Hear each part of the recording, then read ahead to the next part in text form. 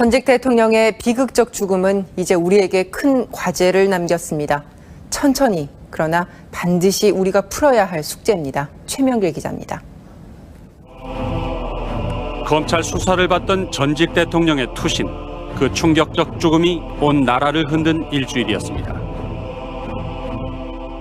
으스스한 바위 절벽, 쏟아지는 눈물들, 절규하는 듯한 만장, 이런 영상을 남기고 너무 슬퍼하지 마라, 운명이다. 이런 짧고 무거운 말들을 두고 전직 대통령이 슬프게 떠났습니다. 그를 보내는 마음, 그 슬픔의 의미와 크기는 서로 달랐지만 견해와 처지를 떠나 애도했습니다. 정치인 노무현의 말과 행동은 역사의 평가에 던져졌지만 그가 피의자가 되고 또 수사 도중에 죽음을 택한 상황은 당장 되짚어볼 과제로 남았습니다. 사람들은 우선 검찰의 수사 과정을 쳐다보고 있고 또 그 뒤엔 권력이 있었을 걸로 여기고 있어 그 분노에 찬 의혹에 성의 있게 답하지 않을 경우 자칫 큰 사회 갈등으로 번질 소지가 있습니다. 예상을 뛰어넘는 애도와 추모엔 전직 대통령이 저럴 정도면 하는 상상의 피해 의식이 깔려 있고, 그래서 대답이 없으면 국민이 직접 답을 찾아 나설 가능성이 큽니다. 책임 있는 사람이 책임을 지는 걸 출발로 이 사회적 고통을 치유할 긴 해법이 필요한 이유입니다. 숙제는 고인을 지지하던 쪽에도 던져졌습니다. 억울함, 비통함에 답을 요구하는 건 당연하지만 그 방식은 최대한 고인의 뜻을 헤아려야 할 겁니다. 자칫 도를 넘는 요구는 그를 반대했지만 그의 죽음을 애도했던 많은 이들의 반발을 불러올 수 있고, 그건 죽음으로 부각된 그의 존재감에 흠집을 내는 거기 때문입니다. 이제 권력이 국민적 슬픔의 이유를 바로 보고 이를 아우를 대책을 제시한다는 걸 전제로 바로 잡을 건 바로 잡되 갈등보다는 화해를 향해 가는 길을 찾는 숙제가 우리에게 남겨졌습니다. MBC 뉴스 최명길입니다. 삼성그룹의 경영권 편법 승계 의혹과 관련해 기소된 이건희 전 삼성그룹 회장에 대해서 대법원이 무죄를 확정했습니다. 의혹이 제기된 지 13년 만입니다. 이정은 기자가 보도합니다. 대법원 2부는 오늘 삼성그룹의 경영권 승계 의혹에 대해 무죄를 선고했습니다. 특별검사의 나머지 상고를 모두 기억한다. 지난 96년 에버랜드의 전환 사채를 아들, 딸에게 헐값에 넘겨 회사에 손해를 끼친 혐의로 기소된 이건희 전 삼성그룹 회장에 대해 무죄가 선고된 원심을 확정한 겁니다. 쟁점은 회사에 손해를 끼쳤는지 여부. 재판부는 전환 사채의 가격이 시가보다 낮았더라도 다른 주주들이 스스로 주식 인수를 포기했기 때문에 회사에 손해를 끼쳤다고 보기 힘들다고 밝혔습니다. 회사엔 손해가 없고 주주들이 본 손해는 자신의 선택이라는 겁니다. 대법원 전원합의체도 전환사채 매각을 주도했던 에버랜드 전 사장 허태학 박노빈 씨에 대해 유죄를 선고한 원심을 파기하고 사건을 무죄 취지로 고등법원에 돌려보냈습니다. 이 사건 전환사채 발행으로 지배권이 이전된다고 하더라도 회사에 대한 임무 위배가 있다고 할 수 없습니다.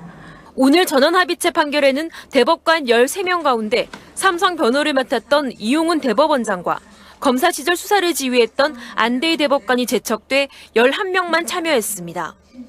이 가운데 박시환 대법관 등 5명은 전환사채 헐값 매각으로 회사의 손해가 났다며 유죄 취지로 반대 의견을 냈습니다. MBC 뉴스 이정은입니다. 이번 판결에 대해 특검과 시민단체가 일제히 반발하고 있습니다. 편법으로 경영권을 넘겨줄 수 있는 길을 열어줬다는 비판입니다. 박충희 기자입니다.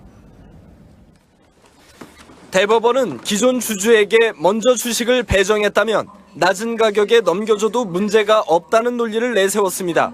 삼성은 형식적으로는 이런 방식을 썼습니다. 하지만 실제로는 주주가 아니라 제3자인 이건희 회장 자녀들에게 에버랜드 전환사채의 97%가 넘어갔습니다. 에버랜드 주주의 대부분은 삼성과 특수관계에 있던 회사들로 헐값에 받을 수 있던 전환사채 매입을 포기했습니다. 이 때문에 11명의 대법관 중 5명이 유죄라고 판단했지만 결국 6대5로 밀렸습니다. 이 사건을 수사했던 조준웅 특별검사 역시 납득할 수 없는 판결이라면서 대법원이 실체적 진실을 발견하지 못한 결과라고 비판했습니다.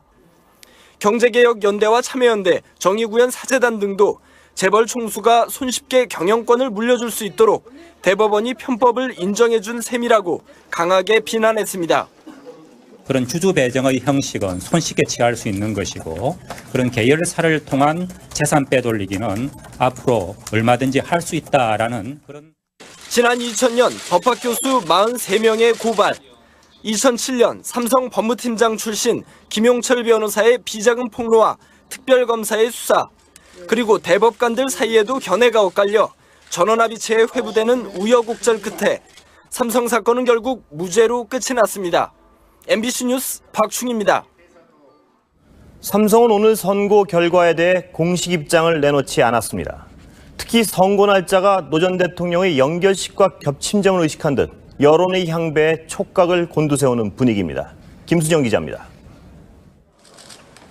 13년에 걸친 경영권 편법 승계 논란. 오랜 부담에서 벗어난 삼성은 오늘 극도로 조심하는 분위기였습니다. 사실상 무죄가 확정됐는데도 삼성 측은 재판이 다 끝나지 않았다, 특별히 할 말이 없다면서 공식 입장을 내지 않았습니다. 공교롭게도 대법원 선고와 노 전 대통령 연결식 날짜가 겹친 점에 대해서는 언론의 관심이 분산된 점에 내심 안도하면서도 한편으로는 혹시 역풍이 불지 않을까 걱정하는 모습입니다. 이틀 전 이건희 전 회장이 분향소를 직접 찾은 것이 선고 결과에 대한 자신감에서 비롯된 게 아니냐는 추측에도 국민장인 만큼 애도한 것이지 선고와는 무관하다고 강조했습니다. 이처럼 삼성 측이 함구하고 있는 가운데 재계는 환영 입장을 밝혔습니다. 이제 대법원의 최종 판결이 나온 만큼 삼성에 대해서 국민적인 성원을 보내서 삼성이 세계적인 기업으로 더욱더 발전할 수 있도록 우리 모두 좀 관심을 가졌으면 좋겠습니다. 이번 선고는 앞으로 삼성의 경영 구도에도 영향을 줄 것으로 예상됩니다. 일단 계열사 독립 경영 체제를 유지하는 가운데 이 전 회장이 마쿠에서 그룹 경영을 관장하면서 차차 이재용 전무 체제를 강화시